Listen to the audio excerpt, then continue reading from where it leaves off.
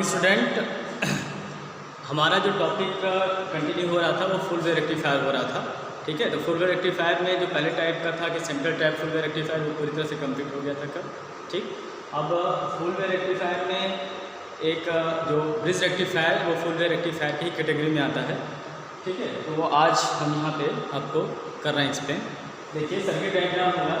Bridge rectifier में क्या होता है, आपने देखा होगा कि हाफ वेव रेक्टिफायर में एक डायोड यूज करते हो, फुल वेव रेक्टिफायर में दो डायोड यूज करते हो, और जो स्पेशल टाइप का जो फुल वेव रेक्टिफायर है जिसका अलग से नाम ब्रिज रेक्टिफायर रखा गया है, इसमें 4 डायोड यूज करते हैं, पीएन जंक्शन डायोड। ठीक है, उसी तरह से ये ट्रांसफार्मर है।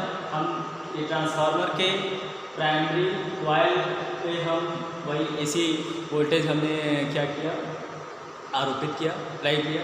ठीक, फिर ट्रांसफार्मर का जो सेकेंडरी कॉइल है जो है उसमें हम क्या करते हैं, देखिए जो हम ब्रिज रेक्टिफायर बनाते हैं, ये तो ब्रिज स्टोन ब्रिज के जो कॉन्सेप्ट है उसको थोड़ा सा यूज करते हैं। इसमें 4 डायोड लगे हुए हैं, D1, D2, D3 और D4।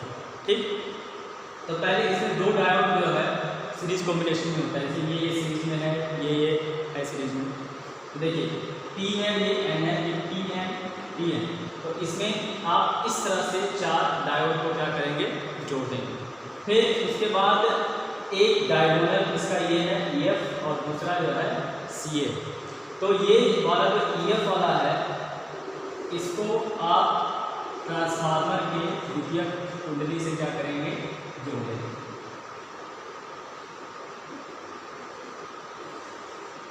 ठीक, हमने बताया कि 4 डायोड को समांतर चतुर्भुज के रूप में आप इस तरह से जोड़ लें, PN ऐसे जोड़ लिए ऊपर जैसा PN, फिर 2 नीचे को जोड़ लीजिए PN और PN, सीक्वेंस में आएगा PN फिर PN, ये 2 ऊपर जोड़ लिया गया है और 2 नीचे जोड़ लिया PN और PN। ठीक, अब आपको इसमें 2 डायगोनल 2 विकर्ण जो है दिख रहे होंगे, एक जो है EF वाला और एक CA वाला। तो जो EF वाला है जो है उसको आप ट्रांसफार्मर का प्राइमरी कॉइल ये है, सेकेंडरी कॉइल ये है। तो EF वाले हिस्से को क्या करिए, आप सेकेंडरी कॉइल से जोड़ दीजिए। ठीक है, उसके बाद जो हिस्सा बचा CA, तो C और A इसके बीच आप लोड रेजिस्टेंस RL लगा दीजिए। ठीक है, और इसी के बीच आप DC आउटपुट वोल्टेज, जिसको यहाँ पे हमने EDC से लिखा है, इसको यहाँ पे आप निकाल लेते हैं। ठीक है, फिर सर्किटरी देखिए जो है सबसे पहले यहाँ तक की सर्किटरी तो सेम है। ठीक है, यहाँ तक की सर्किटरी तो चाहे हाफ रेक्टिफायर हो चाहे फुल रेक्टिफायर वो सेम है कि हमने AC वोल्टेज जो है ट्रांसफार्मर के प्राइमरी कॉइल पे आरोपित कर दिया, जिसका मान है VF इनपुट वोल्टेज, निवेशी वोल्टेज या निविष्ट वोल्टा या इनपुट वोल्टेज। ठीक, अब ट्रांसफार्मर का जो द्वितीयक कॉइल है, सेकेंडरी कॉइल, ठीक है, उसको आप दिमाग में रखिए। क्लियर? अब आप पहले समांतर, उसको ध्यान में रखते हुए आप पहले क्या करिए, समांतर चतुर्भुज के रूप में आप 4 डायोड जो है लगा लीजिए। तो समांतर चतुर्भुज जैसे स्क्वायर है इस टाइप का यदि ये है तो ऊपर जो है PN, जैसे ये लगाया हमने PN और PN 2 ऊपर लगा दिया, फिर PN और PN 2 नीचे लगा दिया। तो अब आपको 2 डायगोनल जो है दिख रहे होंगे, एक EF और एक C। आप नाम चेंज कर सकते हैं अपने अकॉर्डिंग, कोई नहीं है। तो जो ये वाला डायगोनल है EF, यहाँ से 2 तार ले जाइए, जैसे ये सेकेंडरी कॉइल से आप नाम लिख करते हैं, ये सेकेंडरी कॉइल है, तो सेकेंडरी कॉइल का एक हिस्सा आप E में जोड़ दें और दूसरा जो है हिस्सा, नीचे वाला हिस्सा वो F में जोड़ दें। ठीक है, तो ये जो EF है वो तो सेकेंडरी कॉइल से ज्वाइन हो गया। अब EF के बाद जो हमारा डायगोनल बच रहा है CA, 2 पॉइंट हमको बच रहे हैं C। इस तरह से कहिए कि 2 पॉइंट E और F वो ट्रांसफार्मर के द्वितीयक कुंडली के 2 पॉइंट से जुड़ गए। ठीक है, अब बचा 2 पॉइंट CA, इसी के बीच हम लोड प्रतिरोध लगाते हैं जिसके क्रॉस हमको आउटपुट DC वोल्टेज लेना होता है। तो एक तार उठाइए C से, ठीक, और एक तार उठाइए A से, इन्हीं के बीच हम क्या कराते हैं, लोड प्रतिरोध RL लगा देते हैं और इसी के एक क्रॉस हम जो है DC वोल्टेज जो है लेते हैं। ठीक, अब इसकी वर्किंग क्या है देखते हैं। ड्यूरिंग पॉजिटिव हाफ साइकिल, जब हमने मान लीजिए समझाने के लिए, जब हमने यहाँ से AC वोल्टेज दिया तो ये प्लस है, ये माइनस, ठीक है।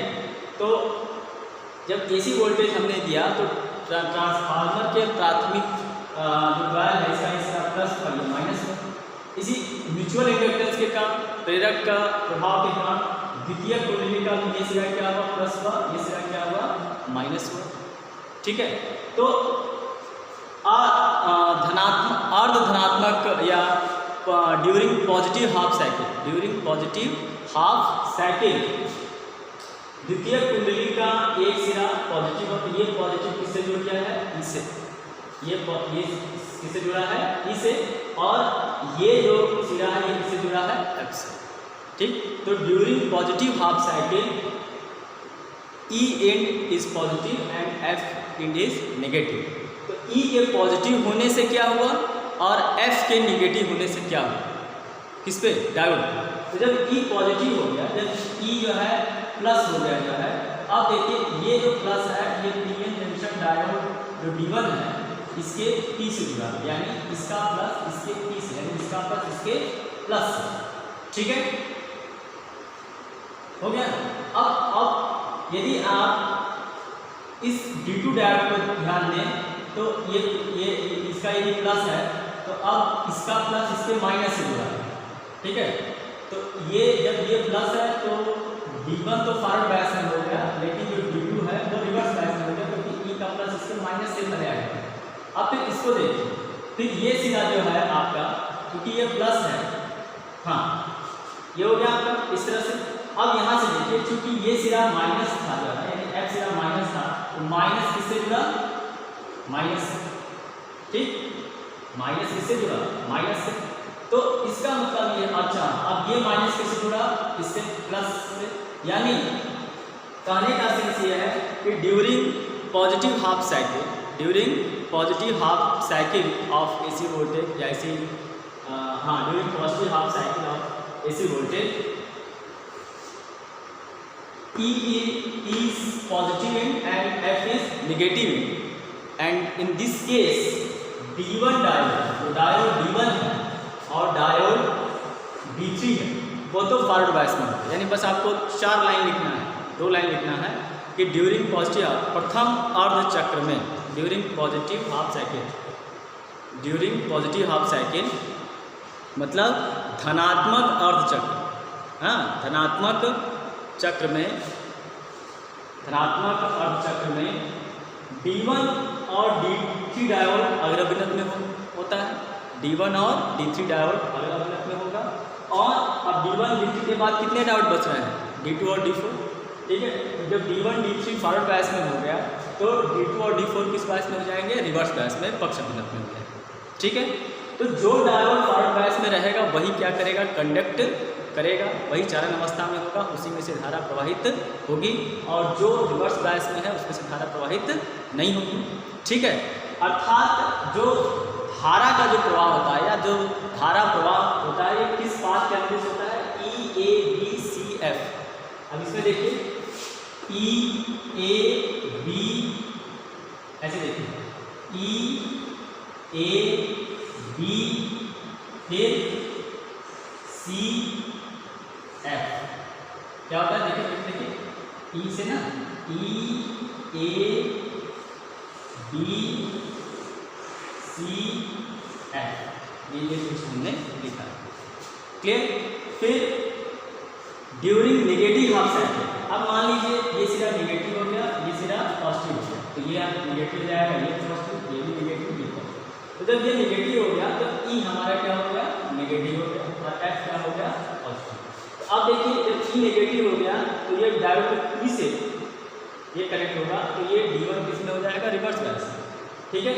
और ये नेगेटिव है, ये नेगेटिव, तो और हाँ जब ये नेगेटिव से कनेक्ट होगा तो ये हो जाएगा फॉरवर्ड बायस में। अब यहाँ से देखिए ये पॉजिटिव से कनेक्ट हो गया, ये हो गया रिवर्स बायस में, जबकि ये इससे कनेक्ट हो गया तो ये फॉरवर्ड बायस में। यानी during negative half cycle D2 and D4 diode जो है वो अगर अभिन्न हो जाएंगे फॉरवर्ड बायस में। अब बचे जो है D1 और D3, अब क्या बचे, D1 और D3 ये किस में हो जाएंगे, रिवर्स बायस में हो जाएंगे। तो हमारा जो करंट किस पाथ के अनुदिश प्राप्त होगा, FABCE, यानी यहाँ से देखिए FAB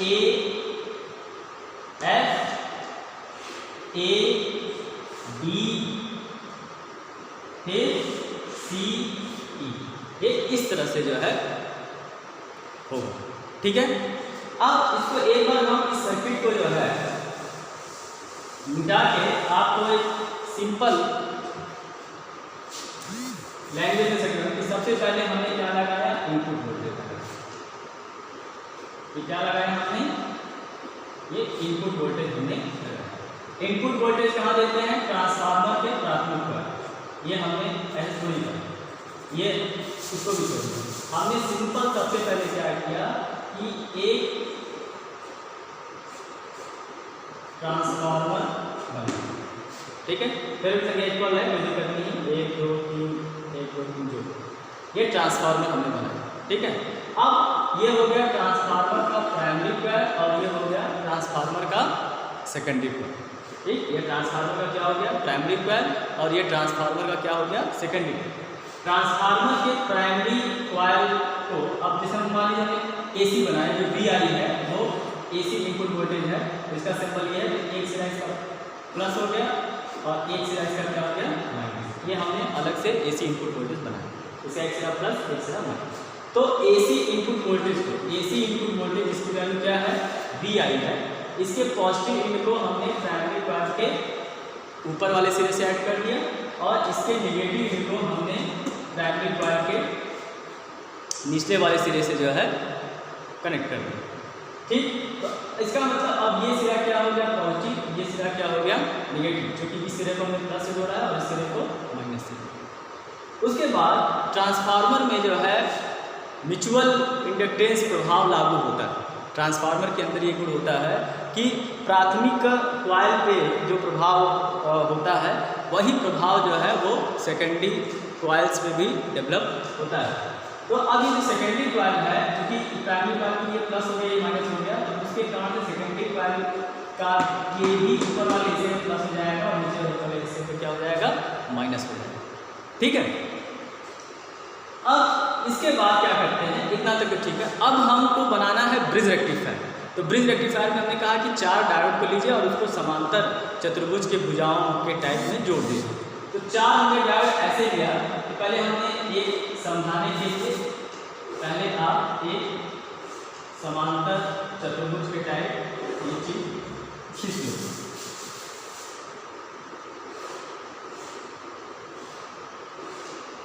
ठीक, तो एक PN लगा, एक PN डायोड यहाँ, एक PN डायोड जो है यहाँ। ठीक, फिर एक PN डायोड यहाँ, फिर एक PN डायोड जो है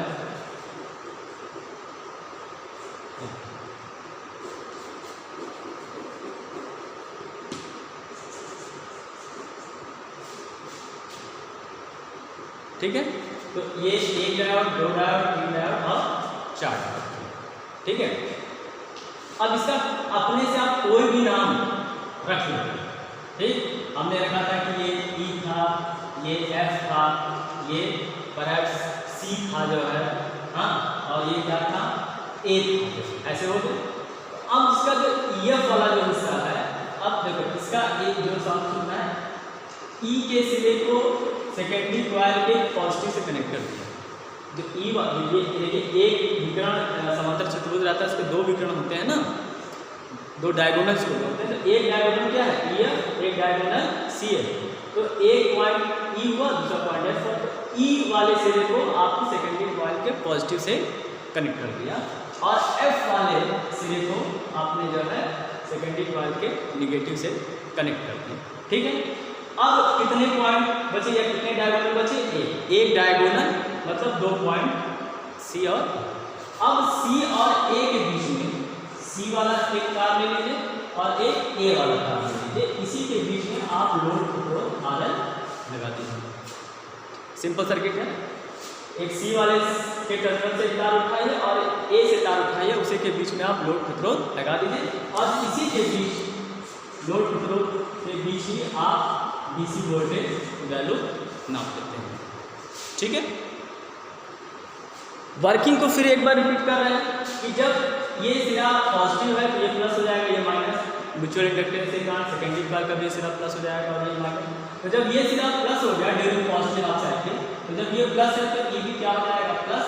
ई के प्लस होने के कारण क्योंकि ये डायोड इससे कनेक्ट है ना, तो ये प्लस इससे प्लस है, तो ये वाला जो डायोड है इसका नाम ये डायोड, ठीक है।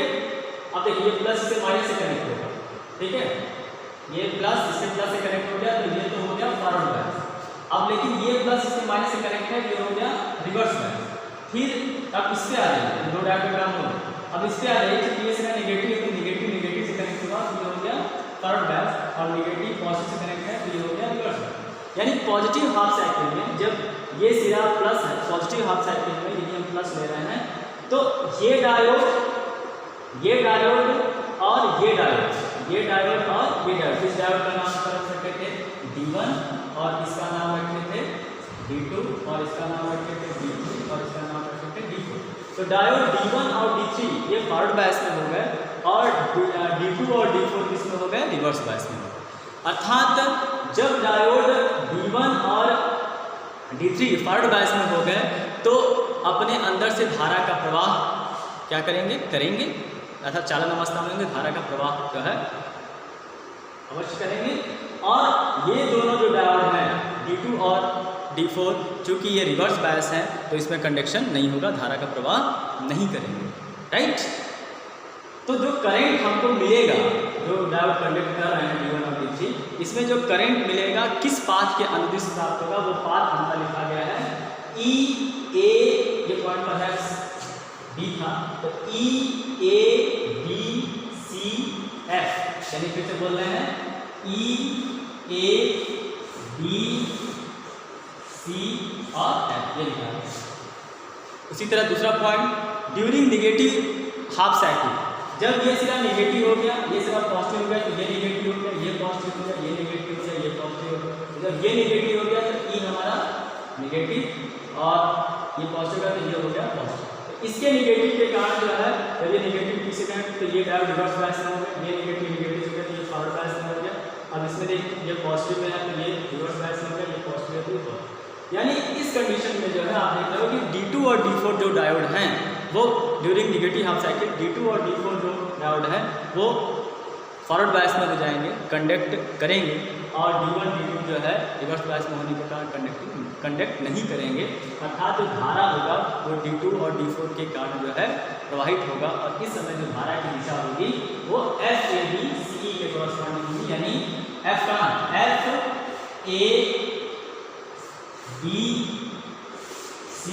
और तो आप देख रहे होंगे कि एक समय में जो है दो डायोड के कारण धारा जो है प्रवाहित हो रही है। कभी जो है D1 और D3 के कारण धारा प्रवाहित हो रही है और कभी D2 और D4 के कारण प्रवाहित। यहाँ पे देखिए तीन चीज़ें हैं, एक तो इनपुट वोल्टेज का टाइम के साथ क्या वेरिएशन है VI का, फिर एक बार जब D1 और D3 कंडक्ट कर रहे हैं उस समय क्या धारा दे रहे हैं उसका ग्राफ, और एक बार जब D2 और D4 कंडक्ट कर रहे हैं उस समय धारा क्या हो रहा है, ठीक। और एक बार मिश्रित कॉम्बिनेशन की दोनों के इफेक्ट के कारण जो है हमारा धारा का क्या प्रभाव है, वोल्टेज का क्या रेगुलेशन है, तो उसके लिए हमने ग्राफ वेरिएशन यहाँ पे लाया है। ये देखिए हमने टाइम और इनपुट वोल्टेज के बीच ग्राफ खींचा गया है। ये जो इनपुट वोल्टेज यहाँ पे हमने खींचा था इसके टाइम पे, तो ये हम जानते हैं कि AC इनपुट वोल्टेज का 22/sin⁻t से इसका ग्राफ जो हमारा ये आता है। ये जितना हाइट इसकी होगी उतना ही इसकी होगी हाइट, मतलब एम्पलीट्यूड यहाँ पे है। अब ये वाला ग्राफ टाइम के साथ चल रहा है जब D1 और D3 कंडक्ट कर रहे थे, यानी D1 और D3 जो है हमारे किस में थे, फॉरवर्ड बायस में। फॉरवर्ड बायस में तो कंडक्ट करेंगे धारा मिलेगा, ठीक है। तो ये देखिए D1 और D3 के कारण जो है कि ये हमारा मिला नॉन कंडक्टिंग मिला इस तरह, और ये वाला ये इसको हमने D1 और D3 जब कंडक्ट हो रहे थे तो उस समय हमने वोल्टेज को V1 माना, ठीक। उसके बाद D2 और D4 जब कंडक्ट कर रहे थे तो उसके कारण हमने जो है ये माना, इस तरह से। और फाइनल जो EDC है ये दोनों का कॉम्बिनेशन है। तो इस प्रकार से हमको कंटिन्यूस जो है धारा या वोल्टेज जो है वो प्राप्त होता है, DC वोल्टेज जो है। ठीक, तो ये तो रहा इसकी वर्किंग जो है। इसमें जो पैरामीटर्स में जो हमको डेरिवेशन करना है कि IRMS क्या होगा, IDC क्या होगा, फिर नहीं IDC क्या होगा, IRMS क्या होगा, ठीक है, फिर EDC क्या होगा, ERMS क्या होगा, फिर उसके बाद जो है आपका जो रेक्टिफायर एफिशिएंसी है,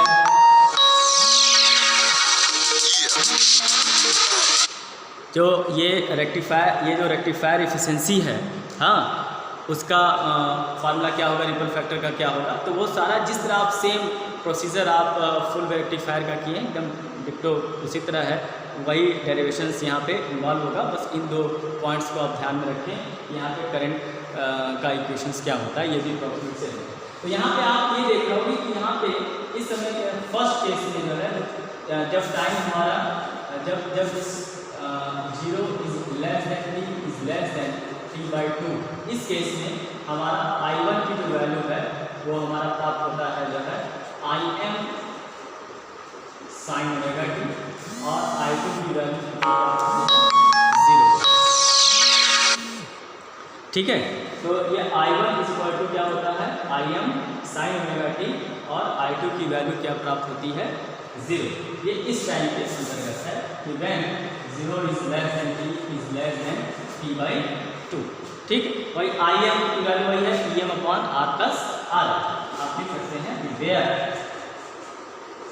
Im = Em/r+r। ठीक है, इस टाइम में।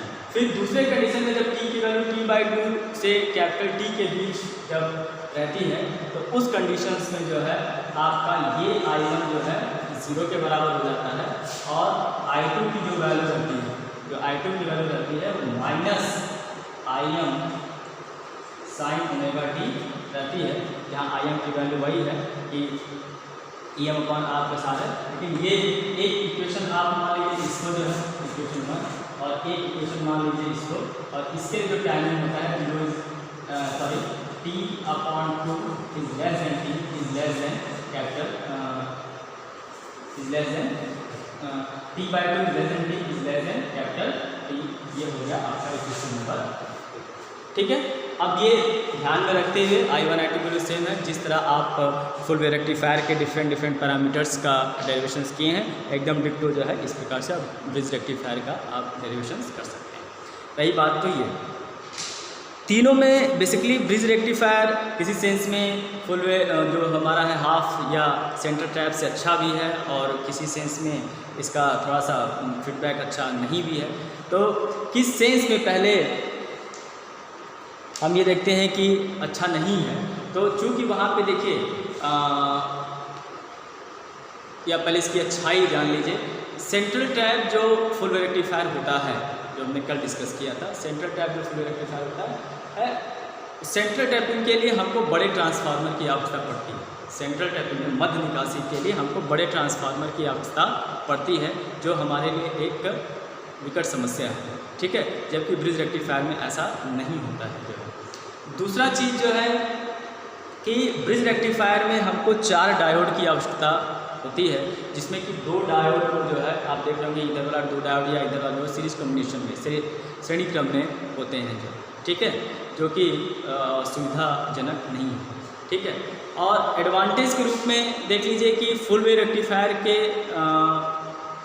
ये तो एडवांटेज बताया कि full wave central tap full wave rectifier में सेंट्रल टैपिंग के कारण हमको बड़े ट्रांसफार्मर की आवश्यकता होती है, जो कि ब्रिज रेक्टिफायर में नहीं होती है। इस कारण ब्रिज रेक्टिफायर को हम यूज़ करते हैं। ठीक है, और दूसरा ब्रिज रेक्टिफायर से जो चीज़ें हमको प्राप्त हो रही हैं, जो वोल्टेज कह लीजिए या दूसरा चीज़ जो है कि इसका जो इसके जो PIV का जो मान होता है, जो पीक इन्वर्स वोल्टेज होता है, आप देख रहे होंगे कि फुल वेव रेक्टिफायर के केस में PIV की वैल्यू 2 EM प्राप्त हो रही थी। ठीक है। लेकिन ऐसा यहाँ पे नहीं होता है, यहाँ पे जो है PIV की वैल्यू जो है EM के ही बराबर होती है, जैसा कि हम हाफ वेव रेक्टिफायर के केस में जो है देख रहे हैं, ठीक है। तो ये एक बड़ा फुल क्वेश्चंस एग्जाम में आपका रेक्टिफायर से बड़ा और बहुत 2-3 छोटे क्वेश्चन जो प्रिपेयर हो गए कि क्वेश्चंस को सुन लें ध्यान से कि हाफ वेव या फुल वेव रेक्टिफायर की कंस्ट्रक्शन और वर्किंग बताइए और इसके रेक्टिफायर एफिशिएंसी और रिपल फैक्टर के लिए एक्सप्रेशंस प्राप्त कीजिए। छोटा क्वेश्चंस में full wave rectifier half wave rectifier के तुलना में क्यों सुपीरियर है, क्यों इसको क्या लाभ है इसके जो है, हाँ, या अलग से छोटे में ब्रिज वेव रेक्टिफायर क्या है इसकी वर्किंग बताइए, या फिर half wave rectifier, full wave rectifier और ब्रिज रेक्टिफायर में अंतर बताइए, ठीक है। तो इसमें किसी का भी डेरिवेशन पूछ सकता है, इतने भी डेरिवेशन से कराए हैं, कभी कभी वोल्टता नियमन है उसका भी एक क्वेश्चन जो है पूछता है। और इम्पॉर्टेंट बात यह है कि ये आप लोग को प्रैक्टिकल भी है, हाँ, कि हम कैसे जो है रिपल फैक्टर और रेक्टिफायर एफिशिएंसी जो है वो कैसे कैलकुलेट करते हैं। यहाँ पे प्रैक्टिकल में पावर सप्लाई के नाम से ये चीज़ें रखी गई हैं, ठीक है। तो आज पूरी तरह से आपका रेक्टिफायर जो है वो फिनिश हो गया। अब नेक्स्ट चीज़ में हम आपको ये बताएंगे कि ये एक्चुअली जो रेक्टिफायर था ये PN जंक्शन डायोड का एक मोस्ट इम्पॉर्टेंट एप्लीकेशन था, ठीक है। फिर दूसरे एप्लीकेशंस PN जंक्शन पे आएंगे, हाँ, तो उसकी जो थ्योरी हम बताएंगे कि क्या what are the physics of the PN junction. इसमें 2 इम्पॉर्टेंट डेरिवेशंस हम करते हैं। एक तो पहला डिप्लेशन लेयर, जिसको आप हिंदी में जो है अवक्षय परत बोलते हैं। क्या बोलते हो? अवक्षय परत, ठीक है। एक डिप्लेशन लेयर की चौड़ाई के लिए व्यंजक निकालेंगे और दूसरा जो है आपका जो पोटेंशियल बैरियर जो होता है, हाँ, उसके लिए हम एक्सप्रेशन डिप्लेशन लेयर हो गया, हाँ, और कॉन्टैक्ट पोटेंशियल के लिए एक्सप्रेशन निकालेंगे। किसके लिए निकालेंगे? कॉन्टैक्ट पोटेंशियल के लिए हम एक्सप्रेशन निकालते हैं, ठीक है। हम बच्चों से थोड़ा सा पूछना चाहते हैं कि अवक्षय परत का क्या डेफिनेशन होता है, ठीक है। डिप्लेशन लेयर जिसको अंग्रेजी में बोलते हैं, तो depletion layer is that layer, depletion layer is that layer where there is no mobile charge carriers are present, ठीक है। यानी ऐसा नहीं है कि वहाँ पे जो है चार्ज कैरियर नहीं होते हैं, क्लियर, होते हैं, लेकिन वो मोबाइल कंडीशंस में नहीं होते हैं, मूविंग कंडीशंस में नहीं होते हैं। तो ये क्लियर का डेफिनेशंस आप लोग याद कर लीजिए कि depletion layer is that layer where there is no mobile charge carriers are present, ठीक है। यहाँ डेफिनेशन हम लिख दे रहे हैं। डिप्लेशन लेयर, अवक्षय परत वह परत है जहाँ पे मोबाइल चार्ज कैरियर्स प्रेजेंट नहीं होते, ठीक है। उसके बाद हम इसके लिए एक्सप्रेशन निकालेंगे। उसमें जो आप लोग को जो जानना है उसके नोट्स के साथ उस चीज़ को हम नेक्स्ट वीडियो में जो है डिस्कस करेंगे। टिल देन यदि कोई कन्फ्यूज़न है तो आप उनसे जो है डिस्कस कर सकते हैं। Thank you very much.